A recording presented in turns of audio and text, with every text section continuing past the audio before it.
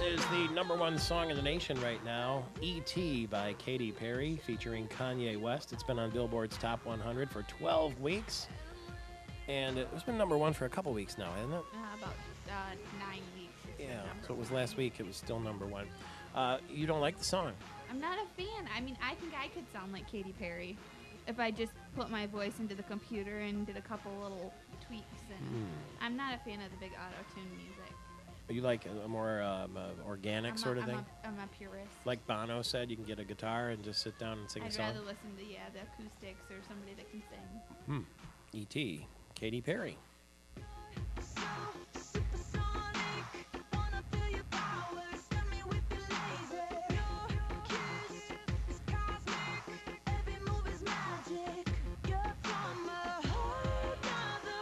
So, on the weekend, I went and had a golf challenge against Ken Delafor, who played for the Lions, the Steelers, and the Chargers over at Oak Point Country Club. And this is kind of sad because in our lifetime series against each other, I am 7-8-1. He took the lead last year. And I had a 6-footer to win on 18 at Oak Point, having battled back from 3 holes down and missed it. And so it ended up in a tie.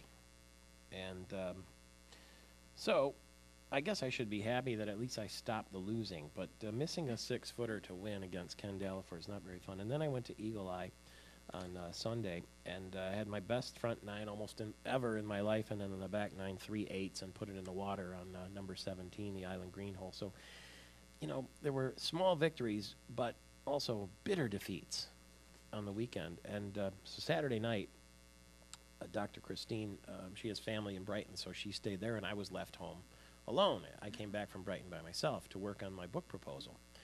Well, on the book proposal, you sit at the computer, right, and you type. And I've said it before, and I got to admit it, I'm addicted to online shopping. So, when I get bored, I need a little break from the writing, I kind of wander. And so I wandered over to, gosh, I hope she's not listening. I wandered over to the FootJoy website.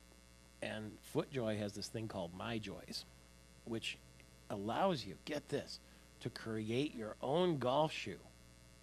The style, the texture, what kind of leather, colors, and you can put a logo or a monogram. It was just fantastic. And I got to sit there and, do I want patent leather? Do I want this color? What color will the saddle be? Do I want color on the toes? And so, what man wouldn't want to design his own golf shoe and put his own monogram right on there? So, and I had to get the express shipping, too, because it could take 4 weeks, but it costs a little more if you get 2 weeks. Of course, being compulsive is what online shopping is all about, so I got to have it. So in 2 weeks, I'm going to debut this brand-new golf shoe, and I know it's going to help my game, because if you look good, you play good. You're going to bring them in and model them for us? Yeah, I'll show them to you. Vanna White it. I'll show them to you right here. But, I got carried away. So, she should know better than to leave me alone. So Never leave a man alone. So Dr. Christine pulls up Sunday after I played golf with all these flowers and things for the garden in the back of her SUV. And I said, "Ooh, how much did you spend on all that stuff?" "Oh, I spent, $150. I said, "Oh, I'm glad to hear that you spent some money." And she looked at me and said, "Why are you saying that?" And I said, "Well, you left me alone Saturday." And she said, "Listen, these flowers and decorations are for us on the grounds of the house, Right, you look at them every day and enjoy them, They're too. for us." She said, "I have a feeling what you bought is for you." So I didn't dare tell her what it was because it seems so, I don't know what the word is. It's so kind of selfish and kind of, eccentric to have to. I have a perfectly good pair of shoes. But anyway, my confession. Mike Hughes writes about TV at mikehughes.tv and lsj.com. Good morning to you. And, I think that men have done worse things on computers than that, but I can't imagine. That was later in the night. Okay. Anyway, to keep you out of mischief on the computer, the next few days are really great on TV. These are the last 3 days of the TV season right now. The TV season officially ends Wednesday night, and so the next 3 days are just as packed with stuff as you've ever seen. All the reality competitions are ending, and Oprah's in her last 3 days of her show ever after 25 years. Right. This is just the next 3 days. No matter what else you were planning on doing, you should be watching TV instead.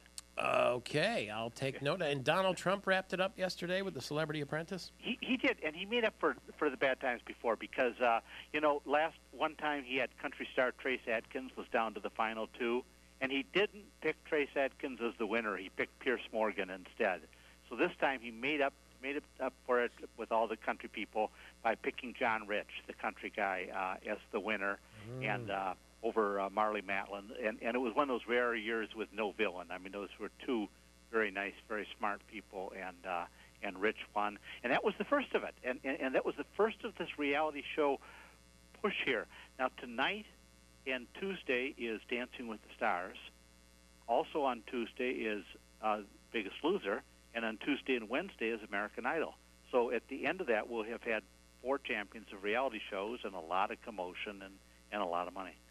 Wow. I thought I watched a little bit of the Celebrity Apprentice finale yesterday. I hadn't seen any of the show along the way, but I was kind of curious. And Donald does a pretty good job as a television host, doesn't he? Because he had to sort of move in and out of elements and interview the guys from 7-Up and that sort of thing.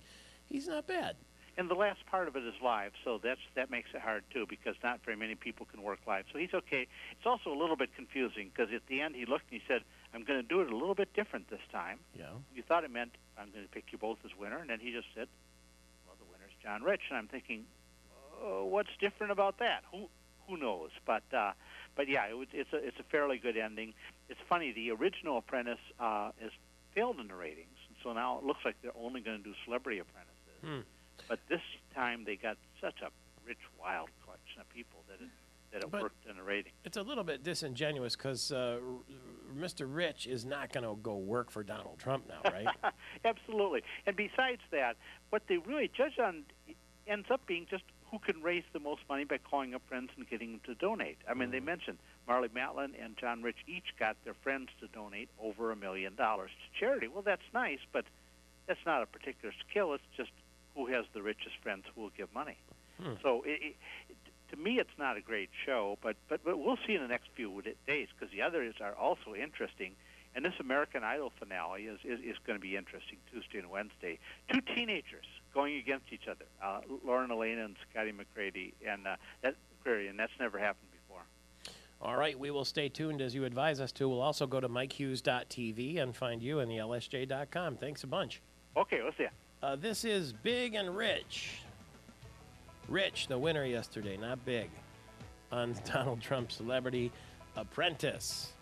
The biggest contest of all, who will be president of the United States. That's a heck of a reality show. We'll talk about that in 3 minutes. It's Michael Patrick Shields on Michigan's Morning Show.